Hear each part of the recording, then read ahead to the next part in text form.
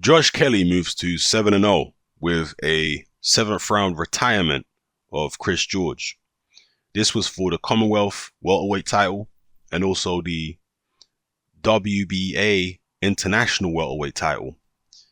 Kelly is very athletically gifted. He's very fast. He's explosive. A very, very talented young man. I was impressed in his last fight against Carlos Molina with his energy. He's just like a ball of energy, this guy. Just never stopped the whole night, constantly moving around. He's got that youthful exuberance. So I'm definitely impressed by that. Definitely impressed by his athleticism and speed and what have you. And this really wasn't a competitive fight. He just overwhelmed this guy from the beginning with his speed, his movement, combination punching, shots from different angles. I mean, Chris George was just, yeah, as I say, overwhelmed. However, you do look at Kelly and you wonder whether he'll be able to get away with what he does now at a higher level. He's been compared to Brendan Ingle fighters in the past because he does have a kind of Brendan Ingle type style with the hands down, switching angles all over the place. People have compared him to Prince Nassim. One of the differences between Josh Kelly, and there are other differences too, but I'm going to tell you one of the fundamental differences between Josh Kelly and somebody like a Prince Nassim or Johnny Nelson or Junior Witter stylistically is that the Brendan Ingle fighters used to fight, most of them, certainly Prince Nassim and Nelson and Witter, Harold Graham as well. They used to fight with a much wider stance than Josh Kelly. And you see what the wide stance does for you is it puts more distance between your head and your opponent. Okay? If your feet are closer together, your opponent can get closer to you before he hits your front foot. Yeah? So he's going to find you easier to reach, especially if he's the same kind of height as you. He's going to find you easier to reach. Whereas if your feet are further apart and you've got long arms, because this is another thing with Prince Nassim, Junior Witter, and Harold Graham, Johnny Nelson, they appear to have much longer arms in proportion to their height than Josh Kelly does. You see? So I think that the hands down stuff is going to be more dangerous for Josh Kelly because he's more upright than those guys. And he doesn't appear to have as long arms as those guys did. Doesn't, and as I say, more upright, doesn't have the wide stance. Arms are not as long in proportion to his height. So I think that indeed, when he moves up in levels, he's going to have to fight a bit more conventionally. I don't think the hands down stuff is going to allow him to last too long at world level, at welterweight or at light middleweight, because they're already talking about, potentially him jumping up in weight, light middleweight, because he's fought over 147 before, but that is fairly common for fighters when they're first turning professional, because they tend to come down in weight a little bit from when they were amateurs, because when you're an amateur, you have to weigh in on the day of the fight, whereas when you're a professional, you weigh in the day before the fight, which allows you to, fight at an abnormally low weight class, because you can dehydrate and you have enough time to rehydrate. So, yeah, as he moves up, regardless what weight division he's in, I think he's going to have to be a bit more conventional. But when you've got the kind of athletic ability that Josh Kelly has, there are so many options for you in terms of how you want to approach a fight. You can move if you want. You can be aggressive if you want. You can counter punch. You can have a low volume fight, a high volume fight. There are so many options when you've got that kind of athletic ability. So he'll need to be guided the right way. He's with Adam Booth. Adam Booth is his trainer. I'm not sure if Adam Booth is his manager as well. He might be. So, yeah, we'll see what kind of job Adam Booth does with him. I know they want to move him relatively quickly, even though I don't know why. There's no rush. He's only 24. And the level of opposition he's been fighting now for a guy who's 7-0 is pretty good. He just fought a former world champion in Carlos Molina in his, his 6th fight. And now he's just fought a 14-1 guy, Chris George, in his 7th. So they're moving him at a good clip.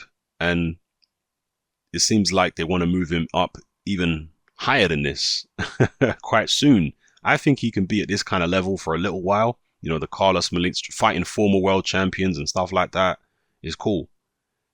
But hey, if they want to move him up quicker, I'm sure Adam Booth believes he knows what he's doing. So we'll see whether it works out. But as I say, from a technical point of view, that is my concern.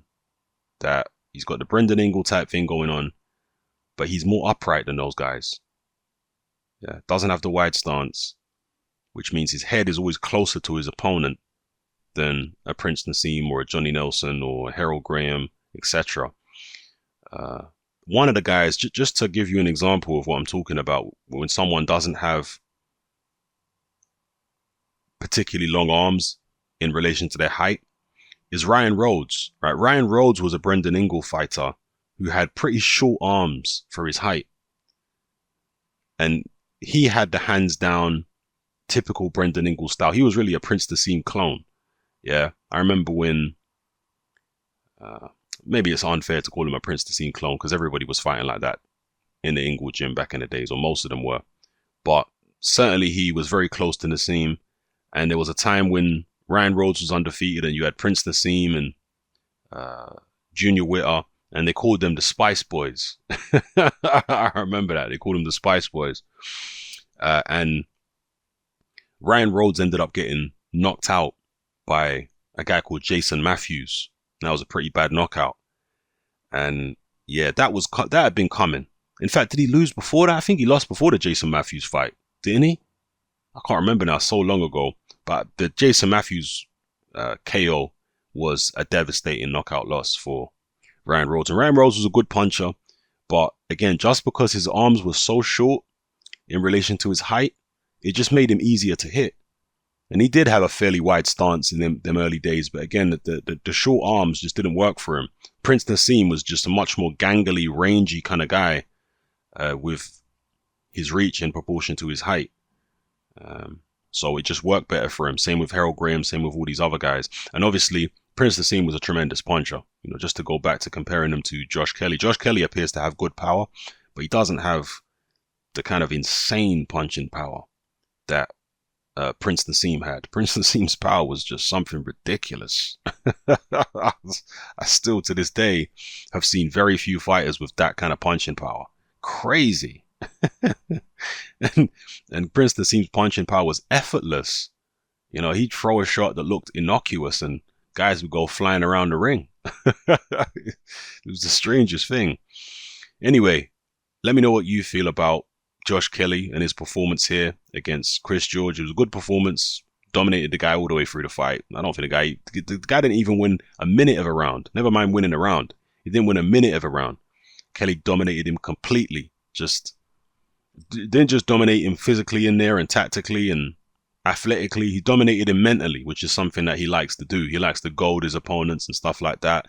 And some referees will warn a fighter, like we saw the other weekend with Tyson Fury. He got warned for messing around and goading his opponent, talking to him. Whereas in this fight here, Josh Kelly was allowed to go ahead and talk and goad his opponent and showboat, which personally I prefer. Yeah. I like showboating. I like all that kind of stuff. And if a fight is one-sided or a fight is dull, then a bit of showboating can add a bit of spice to it. So I don't see why people are so against showboating, man. You know, I'm all for it. Anyway, let me know how you felt about Josh Kelly's performance. Who'd you like to see him fight next? Do you think they're moving at the right speed? They're talking about a potential showdown with Yeli Usanov because that's another one of Eddie Hearn's fighters. And I'd be surprised if Eddie Hearn hasn't at least fought. I know this guy's supposed to be his pal, but, you know, it's business at the end of the day. But I'd be surprised if Eddie Hearn hasn't at least thought about Josh Kelly at some point stepping in the ring against Kell Brook. I know that sounds out there at the moment because of the disparity in experience. And obviously Brook is at 154, Kelly's at 147 at the moment. But Kelly's a big guy. You know, he's like 5'10". He must at least be as big as Brook. He's certainly taller than him. How long's Brook going to be around for?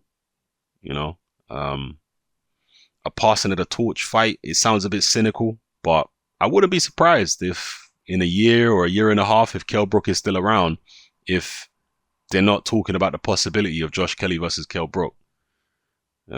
And again, when you talk about athleticism, I remember when Kell Brook first came on the scene, a lot of the Kell Brook fans were saying, oh, Brook is so quick and he's so fast and he's the new Prince Nassim and this, that, and the other. When I looked at him, I didn't see any Prince Nassim in him. I know he's obviously an Ingle fighter, but he's conventional Brook. He doesn't fight like a typical Ingle fighter. Certainly nothing like Prince Nassim.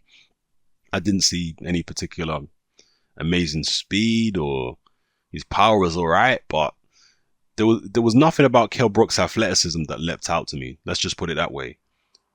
But with Josh Kelly, there is. With Josh Kelly, you can see immediately this guy's got unusually good athleticism. Yeah. He's faster than Kell Brook. I'm telling you now. He's faster than Kell Brook. He's more athletically gifted than Kell Brook. Obviously, he needs a bit more experience. But as I say, year and a half time, I wouldn't be shocked at all if Josh Kelly versus Kell Brook was a fight that was being talked about. So anyway, Kelly has got to remain unbeaten before any of that can happen. And with this hands down style, who knows what's going to happen with that? So we'll see. Anyway, yeah, let me know what you feel in the comments. I'm out.